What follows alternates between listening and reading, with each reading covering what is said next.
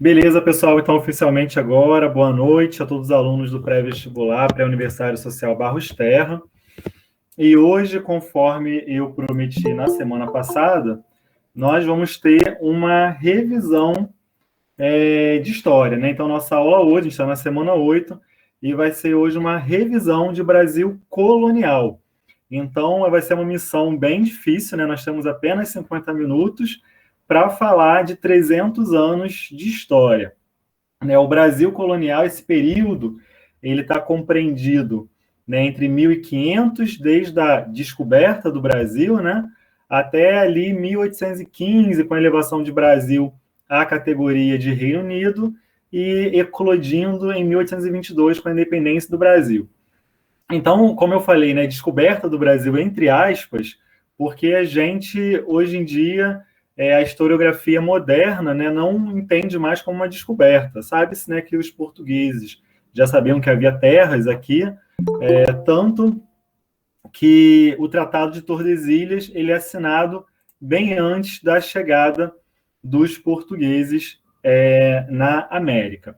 Bem, mas a gente vai levar em consideração, né, esse momento de início da história do Brasil, o ano de 1500, quando os portugueses chegam e fazem realmente uma certidão de nascimento, uma carta de descobrimento, colocam uma pedra, né, que temos ali em Porto Seguro. Estive lá agora em fevereiro e revisitei esse local onde tem o marco, né, do descobrimento. Então, esse vai ser o período que a historiografia vai considerar como início, né, do Brasil, embora a gente não tenha ainda uma noção de país, né, uma noção, sobretudo de Estado Nacional, que é um conceito mais moderno, mas temos aí o início da nossa história.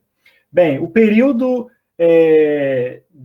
entre 1500 e 1530, ele é considerado um período pré-colonial, porque ainda nesse período era muito escasso a presença dos portugueses aqui, era muito escasso a colonização, né? Basicamente, porque Portugal estava mais interessado nas suas outras colônias e no comércio com a Índia. Então, ele vai não dar muita atenção aqui para o Brasil.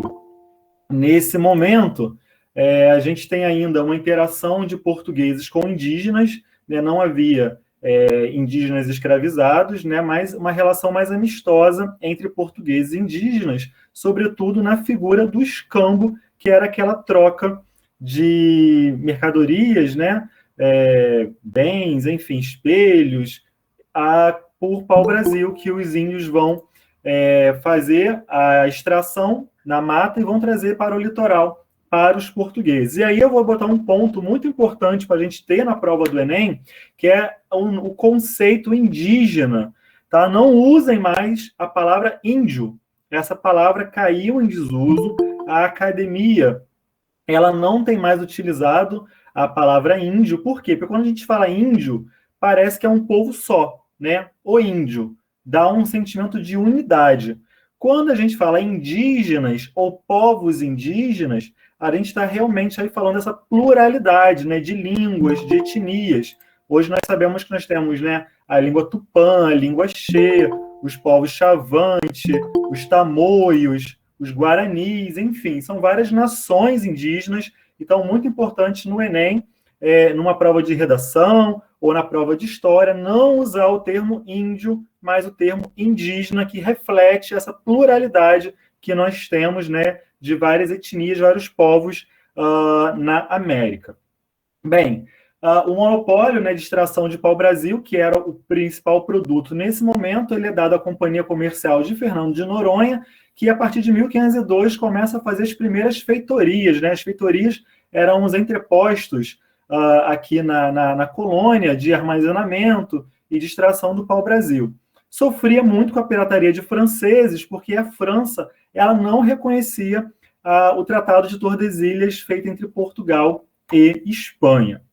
Bem, acontecem algumas questões internacionais, né, como as colônias portuguesas começam a cair em declínio, e a Espanha ela encontra ouro aqui na América. E aí Portugal vai resolver colonizar, resolver povoar a América Portuguesa, sobretudo para essas questões de pirataria, né, e outros povos, franceses, holandeses, ingleses, que já tentavam também ocupar o território né, brasileiro, entre aspas. A gente fala mais nesse momento de América Portuguesa, né? Como eu falei, a gente não tinha ainda um sentimento nacional de Brasil, mas uma América Portuguesa. Então vem o lema povoar para garantir a posse. Boa noite para quem está ainda chegando, entrando na sala. A gente está hoje na nossa revisão de História do Brasil, das primeiras 7 aulas, né, do período colonial. Então sejam bem-vindos quem chegou agora. A gente está na introdução aí desses primeiros anos do Brasil colônia. Bem, e como é que foi feito então, depois, né, que Portugal resolve de fato colonizar a terra, como é que vai se organizar essa colonização? Então, a administração do período colonial inicialmente se dá por capitanias hereditárias. Foram 15 capitanias formadas, dadas para 12 donatários, né? Aí a gente já fica já com isso em mente. Vai dar certo isso? 15 capitanias para 12 donatários. Complicado, né? Mas essa forma de administração colonial que Portugal encontra é porque ele já utilizava isso nas ilhas do Atlântico e em outras colônias. Então, ele replica esse modelo de administração para a América Portuguesa. E a capitania hereditária era baseada em 2 documentos. O primeiro, a Carta de Doação, né, onde se passava a posse para o capitão, né, para o donatário. E aí, lembrando, não havia uma transição de propriedade, né? A terra continuava sendo da coroa, continuava sendo do rei. Ele apenas transmitia a posse e o usufruto. O que quer dizer isso? O donatário ele ia poder usar a terra, poder extrair ali, né, bens e pagar impostos para a coroa. Então, o interesse sempre foi essa extração e esse pagamento de impostos à coroa. E o outro documento é o foral, que era justamente onde estavam descritos os direitos e deveres do donatário. Como eu falei, ele tinha direito ao usufruto da terra, né, a usufruir da terra, mas tinha deveres, como garantir a segurança do território, montar toda a infraestrutura de portos, criar vilas, criar engenhos, né, e também atrair para o território, para a América Portuguesa, portugueses interessados em colonizar, colonos portugueses, né? É uma lógica feudal. Ali, quando você transfere, né, o território da capitania para um colono através das 6 marias, é aquela lógica de vassalagem. Ou seja, você transfere também a posse direta da terra em troca de um pagamento de um tributo.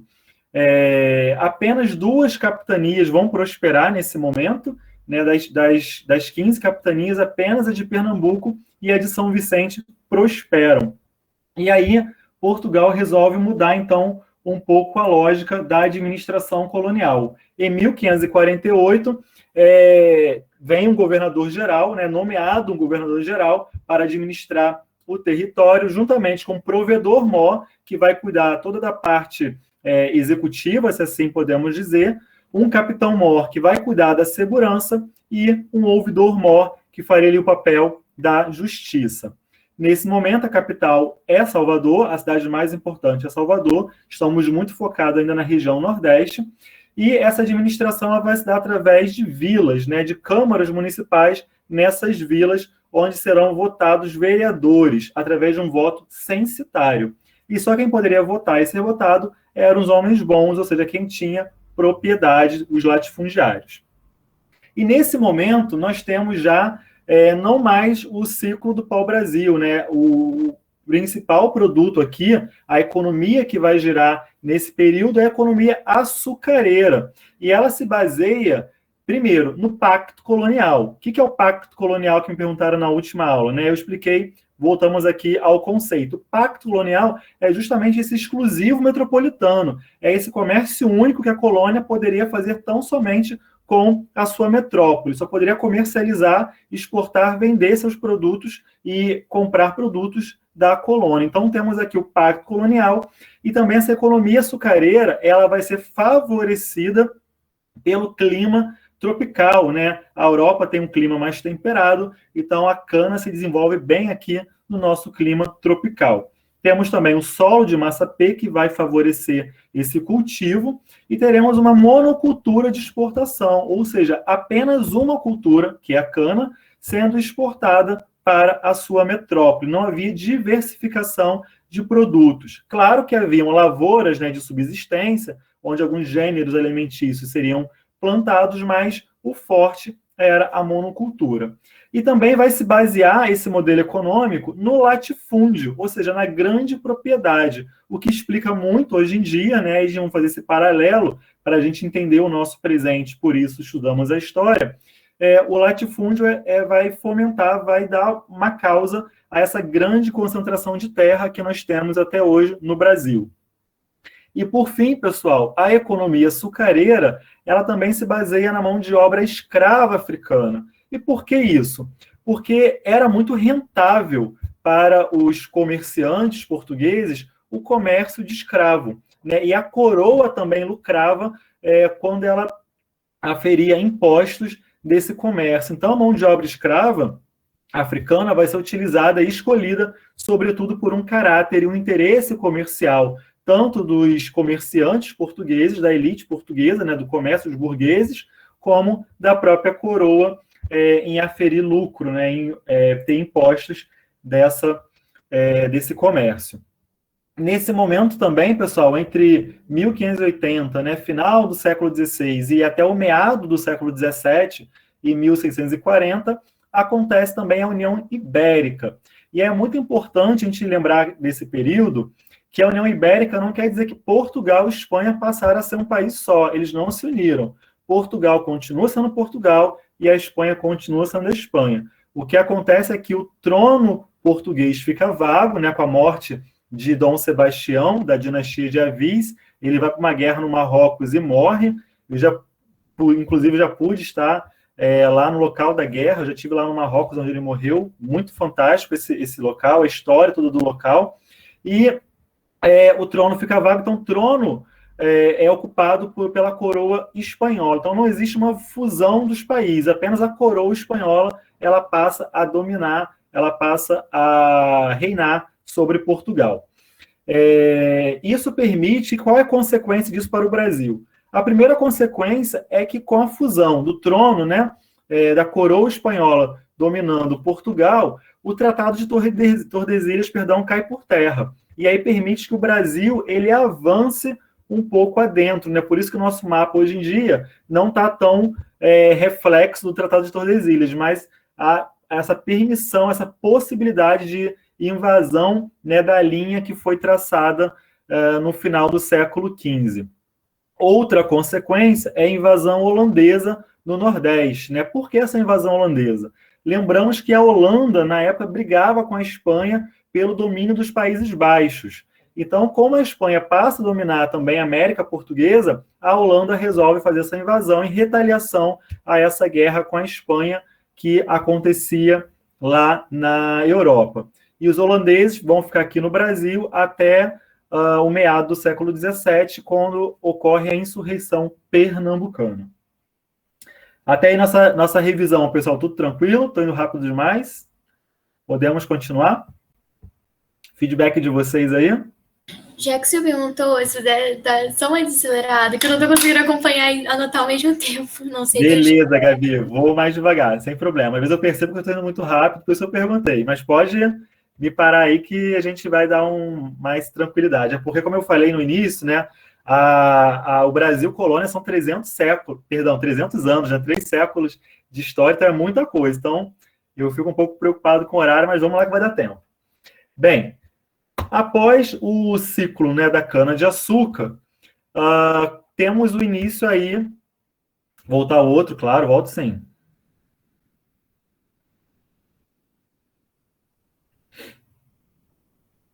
Estamos aqui na União Ibérica, tranquilo? Alguma pergunta sobre esse momento? Beleza.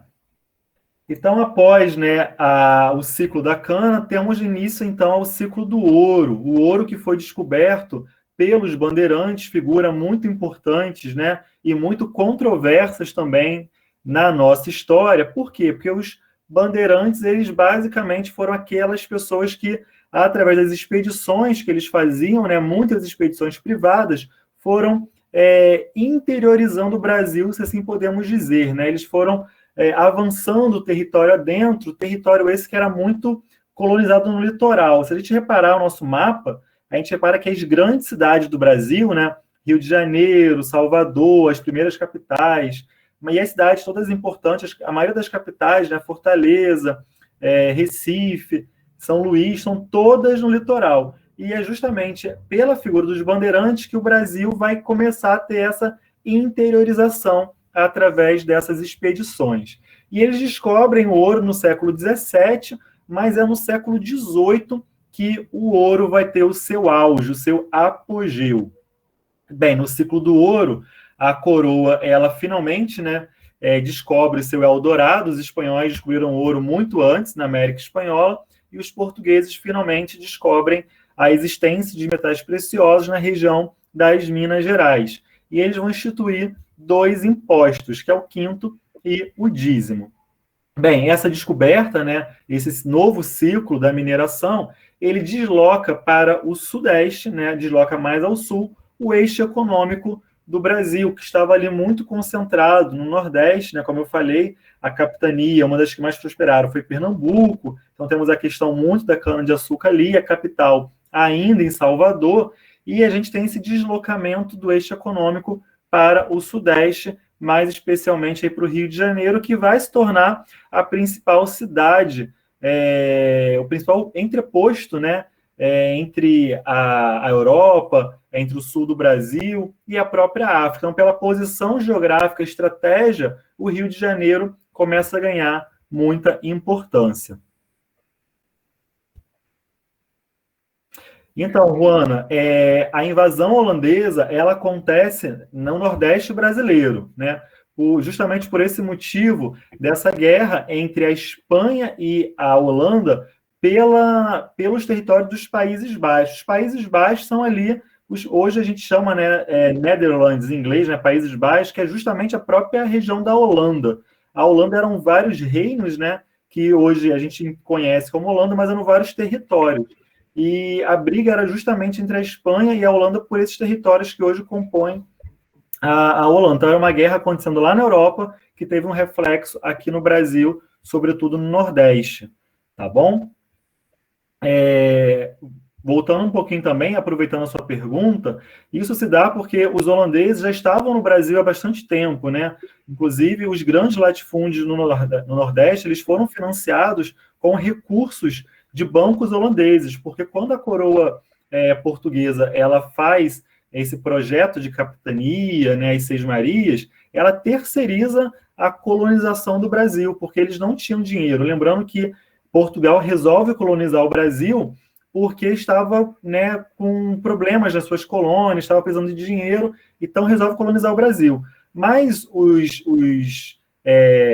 donatários que recebem as capitanias, eles não têm recursos, então eles pegam de bancos holandeses, então a Holanda sempre teve muito presente aqui na América Portuguesa. E quando a Espanha trava essa guerra com a Holanda, em retaliação eles invadem até para poder recuperar esse dinheiro aí que os fazendeiros, latifundiários brasileiros tinham aí com a Holanda. Pode perguntar, Juana.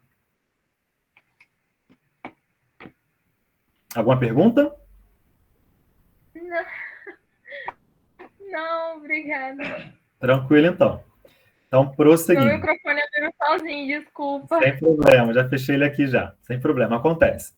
Então, pessoal, voltando aí para o ciclo do ouro, isso, nesse momento, Ju, que o ciclo do ouro, né, ele vai intensificar e o Rio de Janeiro passa a ter um eixo econômico, esse deslocamento, a transferência da capital de Salvador para o Rio de Janeiro. Então, é nesse ciclo que o Rio de Janeiro passa a ser a segunda capital do Brasil colônia, tá? Nesse momento, nós temos como primeiro-ministro, lá em Portugal, o nosso Marquês de Pombal, uma figura muito importante para os portugueses e também muito controversa na nossa historiografia, porque o Marquês de Pombal ele vai ser o primeiro-ministro e vai basicamente mandar, né, na coroa, vai mandar nas ações da coroa.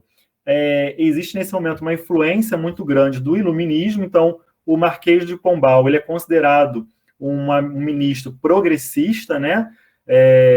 A favor, né? Ele era atrelado à escola do déspota esclarecido, desse desvinculação da coroa com a Igreja Católica. Inclusive, ele expulsa os jesuítas aqui do Brasil.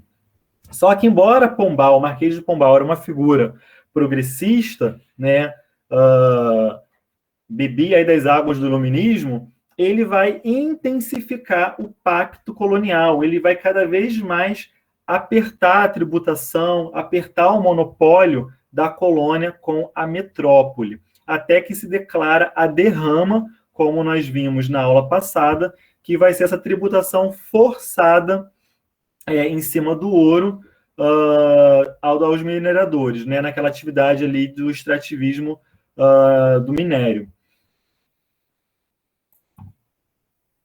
E aí temos, então, começa a crise no sistema colonial, como a gente viu na última aula.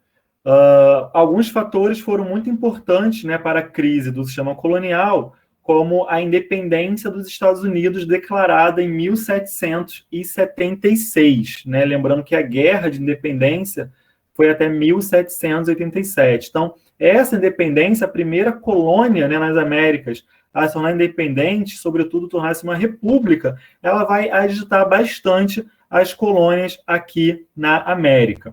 Outro fator externo que também foi muito importante, influenciou bastante a crise nesse sistema colonial, foi a Revolução Francesa, ocorrida aí no final do século XVIII, entre 1789 e 1799.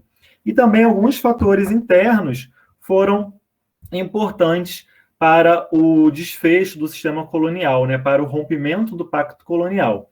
Temos como fator interno alguns movimentos nativistas, e aí nós temos que ter em mente na prova que esses movimentos nativistas, eles não queriam um rompimento do pacto colonial, eles não queriam um rompimento com a monarquia, mas eram revoltas muito pontuais, né? Temos aí, para exemplificar, a revolta dos Beckman, em 1684, a Guerra dos Mascates, em 1710, e a revolta de Vila Rica, em 1720.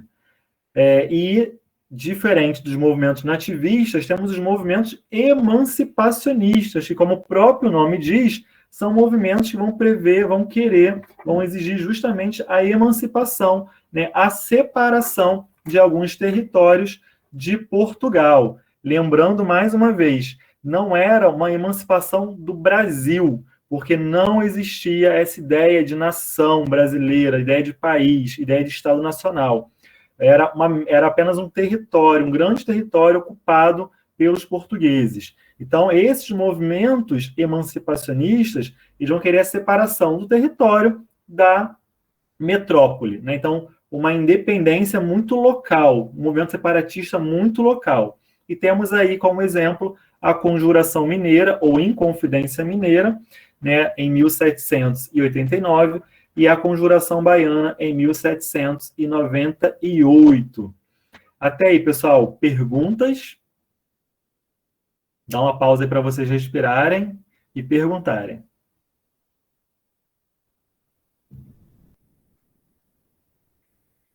Tranquilo até aí? Então, bacana. Então, pessoal, após, né, esses movimentos, esse momento de crise, muitas crises locais, revoltas locais com o sistema, revoltas locais, sobretudo, com essa maior tributação, maiores impostos que a coroa ela vai colocar sobre a colônia, com as medidas pombalinas. Em 1808, a família real chega ao Brasil, né, no famoso capítulo da fuga das tropas napoleônicas, e o pacto colonial ele começa a se desmantelar, o sistema colonial começa a se desmantelar, sobretudo com a abertura dos portos das Nações Amigas em 1808 por Dom João VI, né, a primeira atividade, a primeira lei que ele proclama quando chega em Salvador, e depois com a elevação do Brasil a Reino Unido de Portugal e Algarves, em 1815, quando o Brasil finalmente deixa de ser uma colônia, né? Oficialmente deixa de ser uma colônia e passa a ser um Reino Unido. E em 7 anos depois, em 1822, o Brasil ele é declarado independente de Portugal, começando aí um novo período que é do Brasil Imperial ou Brasil Império. Então a gente conseguiu nesses poucos minutos, né, nesse exercício de poucos minutos, fazer uma rápida e ampla revisão sobre esses 300 anos aí de história do Brasil. Sei que vocês já viram esse material com o professor Luiz, né, ao longo das semanas, mas a ideia é justamente a gente rever todos esses pontos para poder dar uma continuidade a partir da próxima semana na matéria, aí começando a falar de primeiro reinado. E aí eu queria ouvir um pouquinho vocês, pessoal. Algum ponto vocês querem que eu volte dessa revisão? Sei que foi bem rápida, né, bem superficial, para a gente realmente focar e relembrar esses pontos principais aí. Como é que vocês estão aí nesse aspecto dessa matéria? Me dê um feedback, por favor. Professor, eu tenho uma pergunta. Pode falar, Luana. Deixa eu... Então, como ficou a questão da Espanha depois que Portugal se emancipou, né? O Brasil se emancipou de Portugal? Então, nesse momento, a Espanha já não estava mais com a União Ibérica, né? Vamos voltar aqui um pouquinho. A União Ibérica, ela durou apenas 60 anos, né? Ela foi de 1580 a 1640. Então, foram apenas 60 anos. Quando o Brasil ele finalmente se torna independente, Portugal já tinha voltado ali com o rei Dom João IV. Então, temos aí Dom João IV e o Brasil torna-se independente com Dom João VI, né? Então, temos aí já quase 150 anos, mais um pouquinho, já de domínio português de volta. Tá? Então, a Espanha ela só ficou dominando realmente nesses 60 anos aí, que é do final do século XVI aos meados do século XVII. E a independência do Brasil já vai ser lá no século XIX, início do século XIX. Tranquilo? Então, não tem muita influência aí da Espanha. Respondido, Juana? Respondido sim, obrigada. Nada. Mais alguma pergunta, pessoal?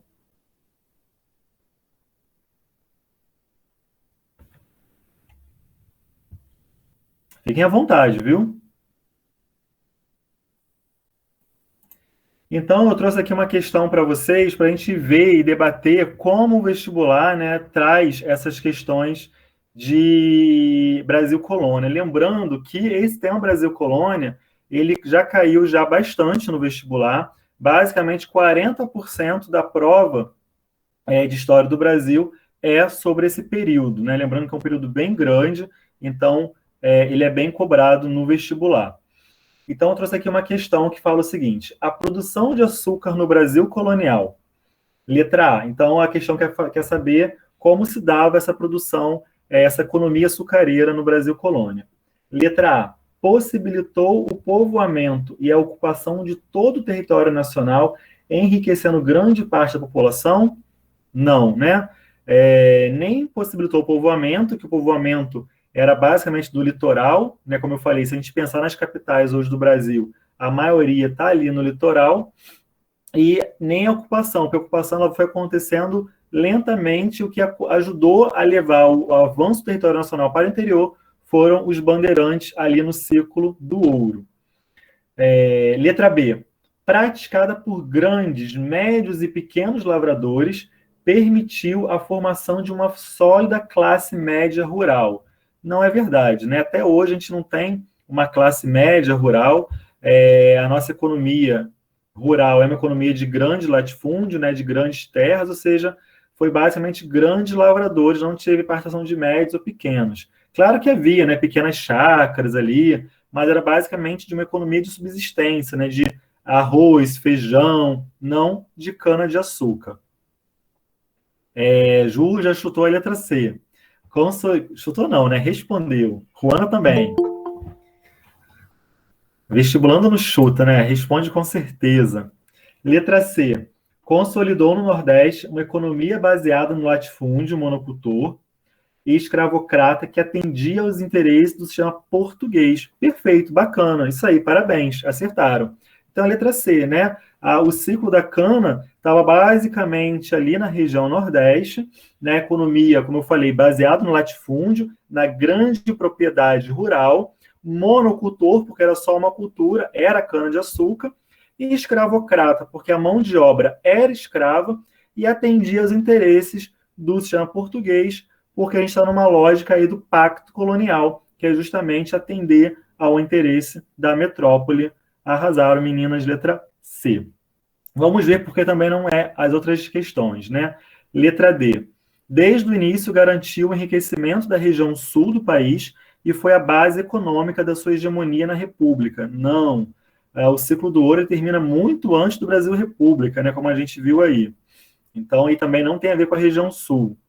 Letra E. Não exigindo muitos braços, desencorajou a importação de escravos, liberando capitais para atividades mais lucrativas. Errado também, né? O Brasil torna-se o último país do mundo a libertar os escravos e é justamente a mão de obra escrava que vai mover os engenhos, né? Vai mover toda a economia açucareira. Então, a letra E também está errada. Letra C, mais uma vez, é a letra correta. Bacana, pessoal? Na última aula também, eu tinha trazido 2 questões, mas a gente não conseguiu verificar. Eu vou pegá-las agora de novo, para a gente também, porque tem a ver com o sistema colonial. Vou botar aqui outras questões para a gente discutir ela também, assim, revisar o nosso conteúdo. Deixa eu abrir aqui as outras questões, só um minutinho. Prof, você vai colocar os slides lá no Google Classroom?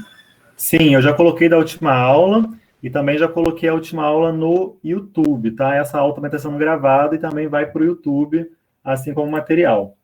E eu também criei, pessoal, um Instagram para colocar lá os slides, as questões.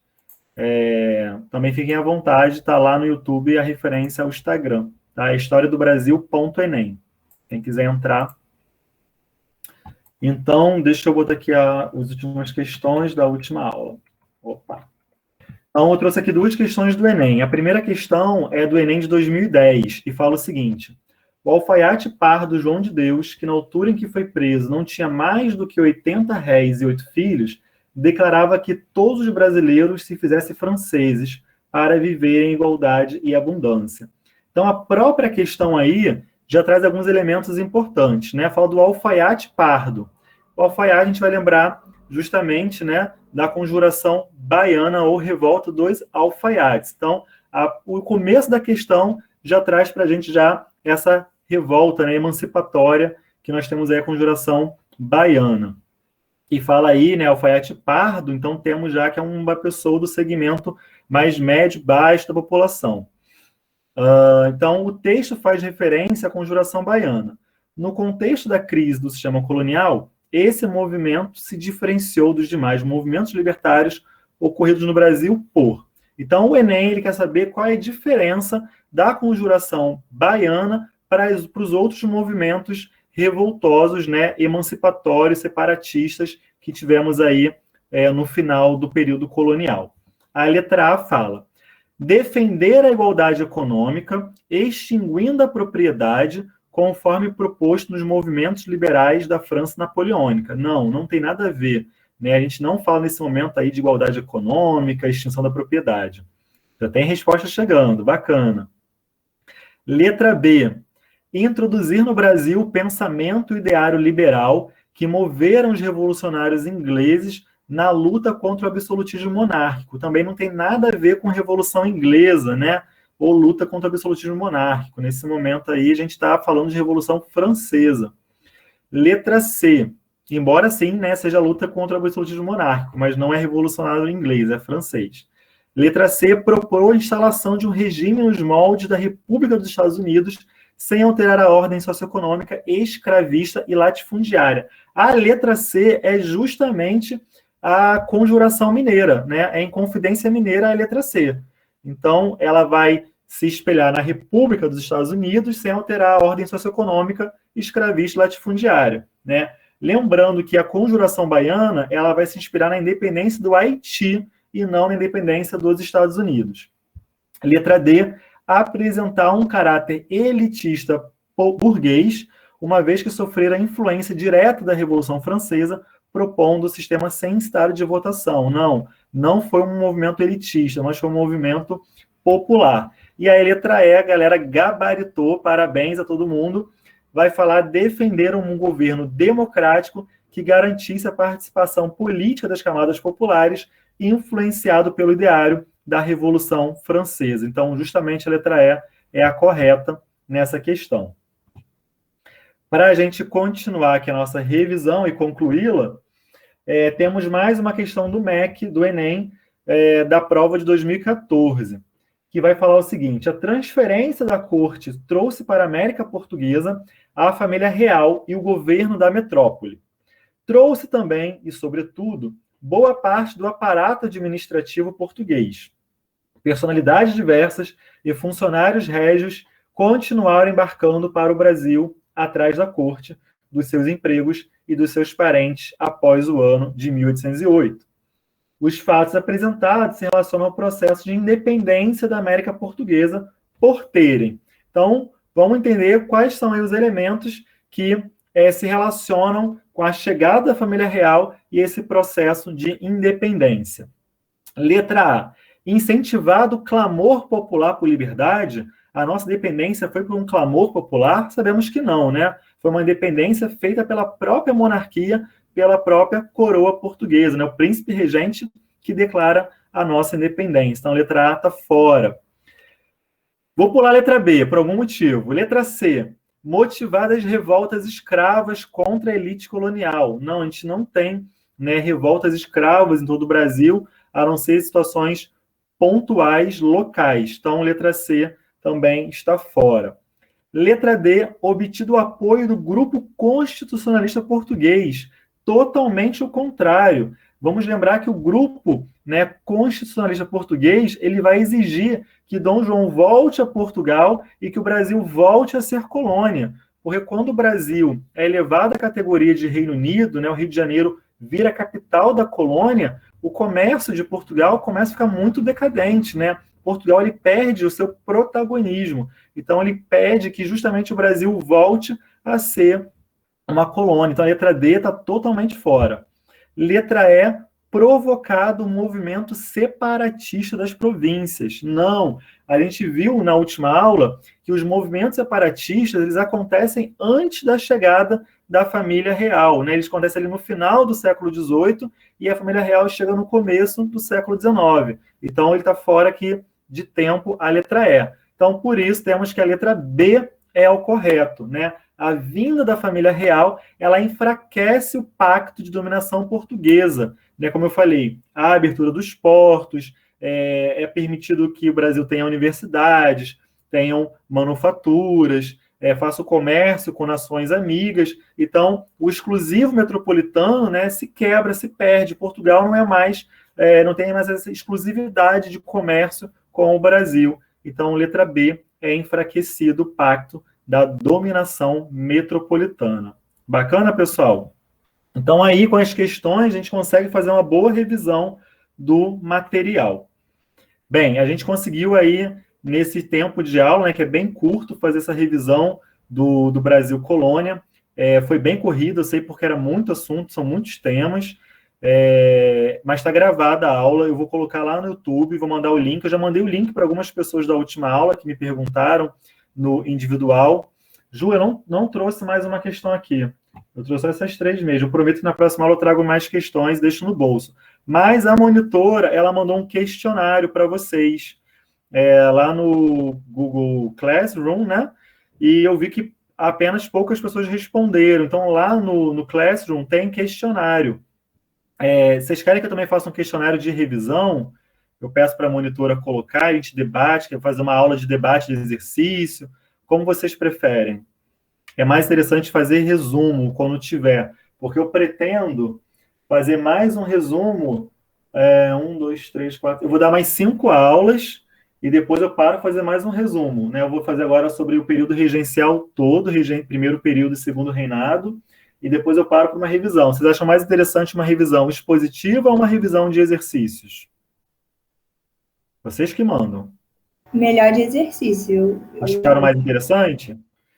Então, beleza. Então, na próxima revisão... Essa ideia de fazer exercícios e da mesma forma que você fez hoje. Fez exercícios e explicando, por que não é letra A? Tá, porque aqui tá falando de tal assunto. Então, acho que a gente consegue revisar mais coisas em menos tempo. Então, beleza, Gabi, ficou muito corrida a forma expositiva, eu também achei. Então, na próxima revisão, vamos ter agora mais 5 aulas de período regencial, estou aqui olhando para o meu calendário, e aí a gente traz um exercício, abre para debate, ótima ideia, Ju.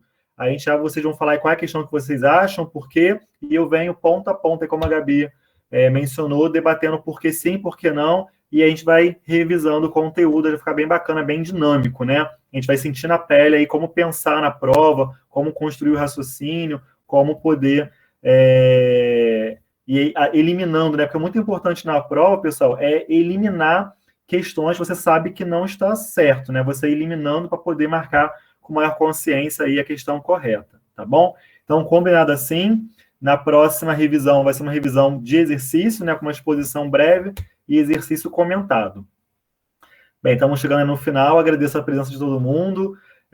Já eu mando o link para vocês da aula, já vou fazer o upload, tá, para o YouTube, e já mando para vocês essa aula. Agradeço a participação aí de todos vocês, viu? Beijo grande no coração e até a próxima semana com aula de período regencial. Bacana? Boa noite, meninas. Descansem e estudem. Tchau, tchau. Valeu, professor. Valeu, boa noite. Aula, boa noite, com Deus.